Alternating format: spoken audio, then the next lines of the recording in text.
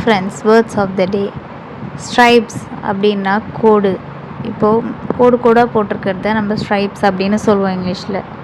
Under growth அப்படின்னா பெரு மரங்களுக்கு அடியில் வளரும் புதர்கள்.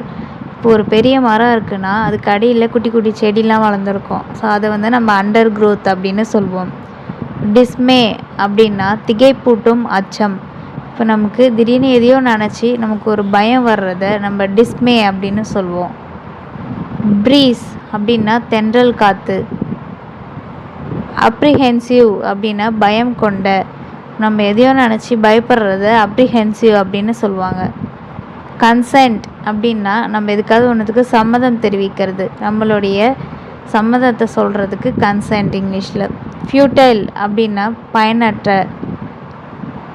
டெஸ்பரேட் அப்படின்னா நம்பிக்கை இல்லாமல் இருக்கிறத நம்ம டெஸ்பரேட் அப்படின்னு சொல்லுவோம். ஹாலுசினேஷன் அப்படின்னா மாயத்தோற்றம்.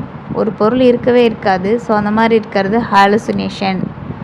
ஷோ அப்படின்னா தள்ளு. இப்போ நம்ம எதையாவது ஒன்று தள்ளுறதுக்கு ஷோ அப்படின்னு சொல்லுவோம். So these are the words of the day. Thanks for வாட்சிங்.